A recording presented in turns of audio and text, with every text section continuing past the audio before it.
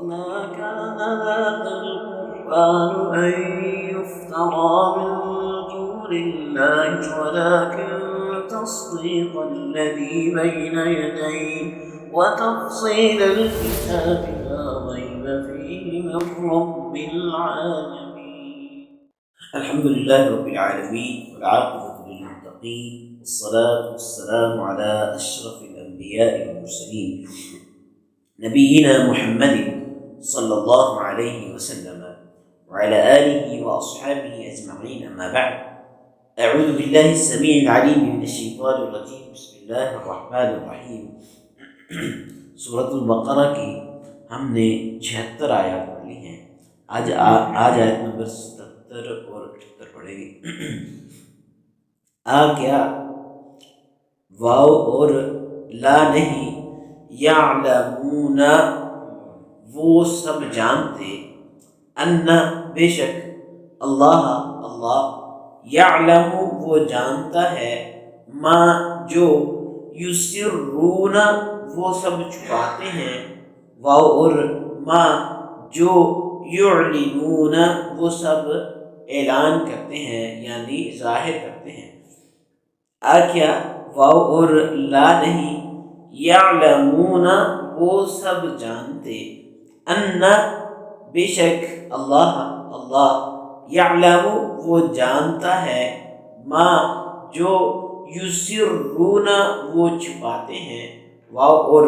ما جو یعلنون وہ اعلان کرتے ہیں یا پھر ظاہر کرتے ہیں. واو اور من سے ہم ان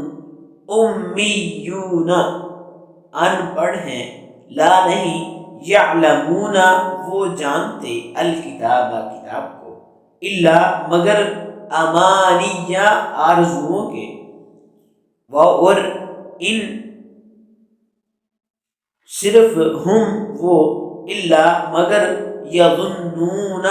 گمان کرتے ہیں. واو اور من سے ہم ان امیون ان پڑھ ہیں، لا نہیں یعلمون وہ جانتے، الکتاب کتاب کو، الا مگر امانیہ آرزوؤں کے. واو اور ان صرف ہم وہ، الا مگر یظنون وہ سب گمان کرتے ہیں. اولا یعلمون کیا وہ نہیں جانتے، ان اللہ بے شک اللہ، یعلم وہ جانتا ہے، ما یسرون جو کچھ وہ چھپاتے ہیں، اور وما یعلنون اور جو کچھ وہ ظاہر کرتے ہیں. ومنہم امیون اور ان میں سے کچھ ان پڑھ ہیں، لا یعلمون الکتاب وہ کتاب کو نہیں جانتے،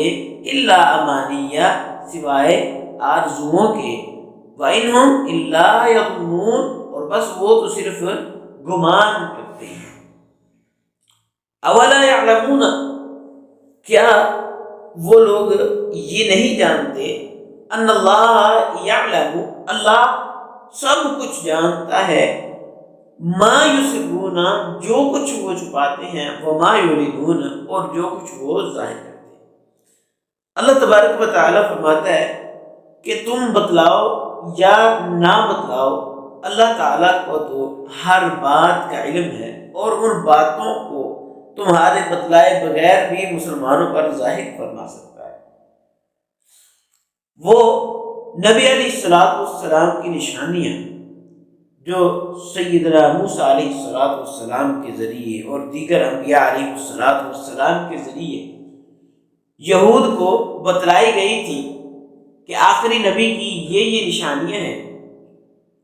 تو وہ جب آپس میں اکٹھے ہوتے ہیں، وَإِذَا لَقُوا الَّذِينَ آمَنُوا قَالُوا آمَنَّا وَإِذَا خَلَا بَعْضُهُمْ إِلَىٰ بَعْضٍ قَالُوا أَتُحَدِّثُونَهُمْ بِمَا فَتَحَ اللَّهُ عَلَيْكُمْ تم وہ چیزیں مسلمانوں پر کیوں ظاہر کرتے ہو، وہ نشانیاں نبی کریم صلی اللہ علیہ وسلم کی کیوں ظاہر کرتے ہو جو اللہ رب العزت نے تمہیں بتا رکھی ہے. لِيُحَاجُّوكُمْ بِهِ عِندَ رَبِّكُمْ تاکہ وہ حجت جو ہے وہ تمہارے رب کے ہاں پیش کر سکیں. کہ یہ تو یہ سب کچھ نشانیاں بھی جانتے تھے، یہ ان کو اس بات کا بھی علم تھا، اس بات کا بھی علم تھا، لیکن انہوں نے یہ کام نہیں کیے۔ وہ آپس میں کہتے افلا تعقلون، کیا تم عقل نہیں رکھتے؟ لیکن انہوں نے اس خالق کائنات کی ذات کو پہچانا نہیں، اور اللہ رب العزت نے فرمایا ولا یعلمون، وہ اس بات کو کیا نہیں جانتے، اللہ یعلم ما یسرون وما یعلنون، بھلے تم اسے ظاہر کر دو، بھلے تم اسے اپنے سینوں میں چھپا لو، بھلے تم جو مرضی کر لو، لیکن اللہ سب کچھ جانتا ہے، تمہارے بتائے بغیر بھی اللہ رب العزت جانتا ہے، اور تم نہیں بھی بتاؤ گے پھر بھی اللہ رب العزت مسلمانوں پر کسی طرح کسی طریقے سے ظاہر فرما دے گا۔ یعلم ما یسرون وما یعلنون، جو کچھ وہ چھپاتے ہیں وہ بھی وہ جانتا ہے، جو وہ نشانیاں چھپا رہے ہیں وہ بھی جانتا ہے، وہ ما یعلنون، اور جو کچھ وہ جھوٹی باتیں انہیں بتلا رہے ہیں کہ ہمیں یہ بات کا نہیں پتا، یا ہمارے دین میں یہ چیز ہے یہ چیز ہے، تو اللہ اسے بھی جانتا ہے کہ تم کیا غلط کر رہے ہو اور کیا صحیح کر رہے ہو۔ اور فرمایا وَمِنْهُمْ أُمِّيُّونَ لَا يَعْلَمُونَ الْكِتَابَ، ان میں سے کچھ ان پڑھ بھی ہیں، لا يعلمون الکتاب، وہ کتاب کو نہیں جانتے، الا امانیہ، سوائے جھوٹی آرزو، جھوٹی آرزو، وَإِنْهُمْ إِلَّا يَظُنُّونَ، وہ تو بس صرف گمان کیے ہوئے ہیں، وہ گمان کر سکتے ہیں، ان کے بس میں یہی ہے، انہوں نے گمان کیا ہوا ہے۔ یہ تو ان کے اہل علم کی باتیں تھی۔ اب رہے ان کے ان پڑھ لوگ، وہ کتاب تورات سے تو بے خبر ہیں، لیکن وہ آرزوئیں ضرور رکھتے ہیں اور گمانوں پر ان کا گزارا ہے، جس میں انہیں ان کے علماء نے مبتلا کیا ہوا ہے۔ مثلا انہوں نے کہا، ان کے علماء نے، کہ ہم اللہ کے چہیتے ہیں، ہم اللہ کے پسندیدہ ہیں، اگر ہمیں قیامت کے دن جہنم میں جانا بھی پڑا تو 1-2 دن کے لیے جائیں گے، اس کے بعد نکال دیے جائیں گے، ہم اللہ کے چہیتے ہیں، ہم اللہ کے قریب ہیں، اس لیے ہمیں جہنم کے اندر نہیں پھینکا جائے گا۔ تو یہ آرزویں انہوں نے اپنے ان پڑھ لوگ جو ہیں انہیں دے رکھی، الا امانیہ، سوائے آرزو، جھوٹی آرزو ہیں، وَإِنْهُمْ إِلَّا يَظُنُّونَ، وہ تو صرف بس گمان کیے ہوئے ہیں۔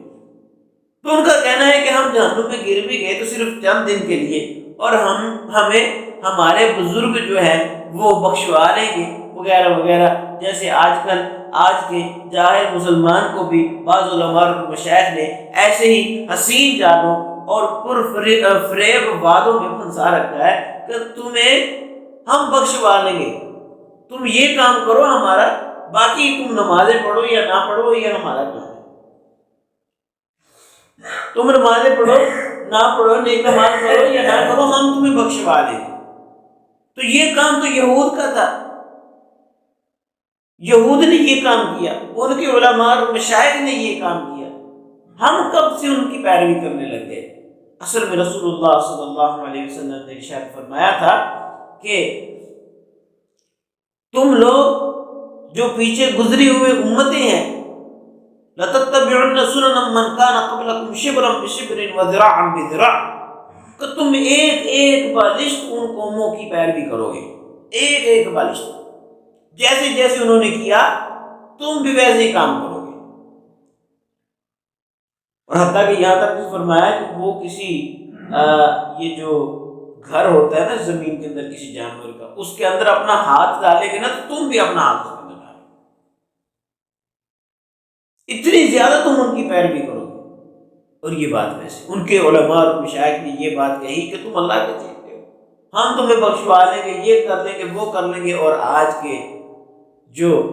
نام نہاد مسلمان ہیں انہوں نے بھی یہی کام شروع کیا ہے کہ تم بس ہمارا کام کر دو، ہم تمہیں اللہ سے بخشوا لیں، ہم تمہیں بچا لیں۔ جبکہ اللہ رب العزت کے یہاں شرط کیا ہے؟ ان الذین آمنوا وعملوا الصالحات، جو ایمان لے کر آئے اور نیک عمل کیے۔ رسول اللہ صلی اللہ علیہ وسلم نے ارشاد فرمایا، سیدنا فاطمہ الزہرا رضی اللہ تعالی عنہ بیٹی ہے نبی صلی اللہ علیہ وسلم کی، فرمایا سلی من مالی ما شئتی ما اغنی عنک من اللہ شیئا، جو مجھ سے سوال کرنا ہے اس دنیا میں، جو چاہتی ہے دنیا کے بارے میں جو چاہتی ہے وہ لے لے، ما اغنی عنک من اللہ شیئا، میں اللہ سے قیامت والے دن تجھے کچھ نہیں دے سکتا۔ یہ کس طرح سے بخشوائیں گے جب پیغمبر آخر الزمان اس دنیا پر سب سے اعلیٰ ترین، اللہ کے بعد سب سے افضل ترین ہستی نبی علیہ الصلوۃ والسلام کی ہستی اپنی بیٹی کو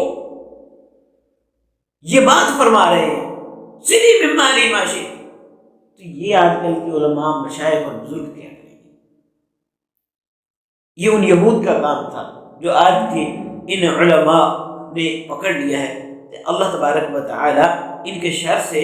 محفوظ فرمائے، اور اللہ رب العزت قرآن و حدیث کو اپنانے کی اور عقیدہ توحید کو اپنانے کی توفیق عطا فرمائے، قرآن کو سمجھ کر اس کے مطابق زندگی بسر کرنے کی توفیق عطا فرمائے۔ سبحان ربک رب العزت عما یصفون وسلام علی المرسلین والحمد للہ رب العالمین۔ وما كان هذا القرآن أن يفترى من دون الله ولكن تصديق الذي بين يديه وتفصيل الكتاب لا ريب فيه من رب العالمين۔